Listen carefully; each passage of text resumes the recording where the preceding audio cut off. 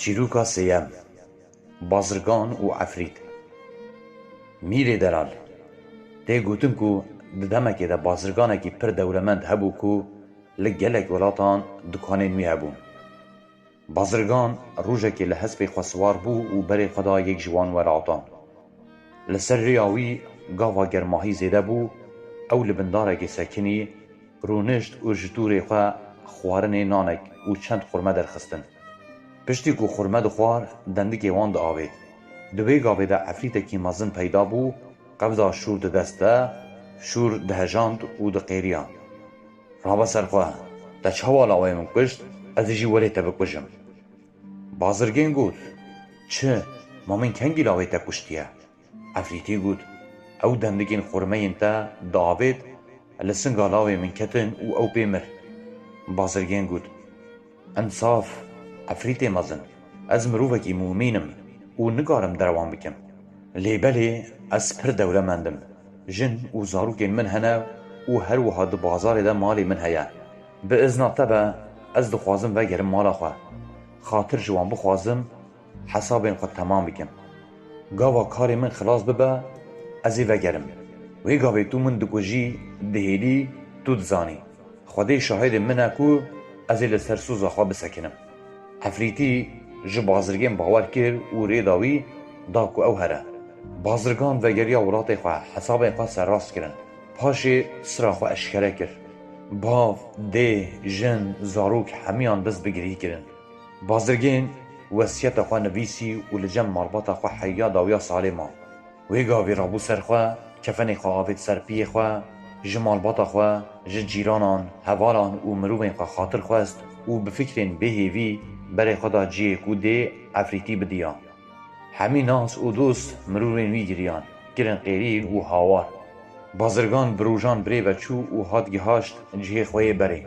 روژا سر ساله بو دما کو او رونشتی و بروش و قدر خود گریا کارکی محترمی به امر کو بنک ده دسته لپای وی غزارک بر بی و هات.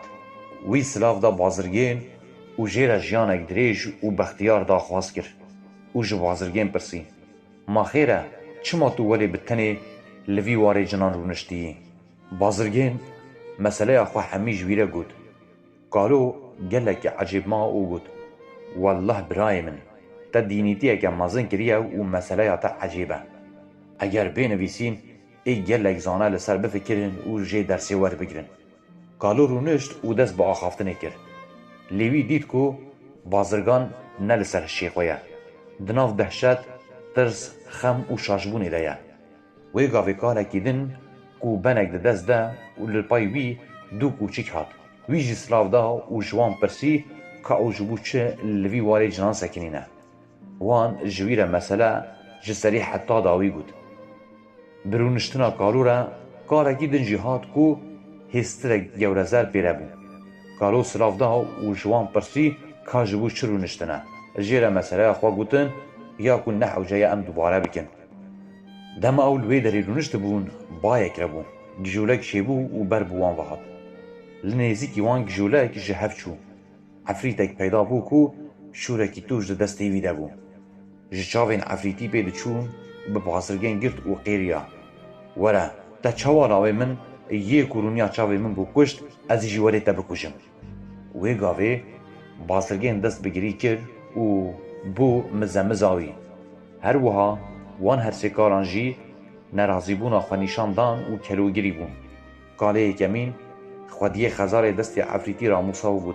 ای عفریت میری جنان اگر تو جسیانی یکی جیاناوی بازرگانی ببخشینی بدی من از چیروکا وی غزاله بیشم توی عجیب بمینی.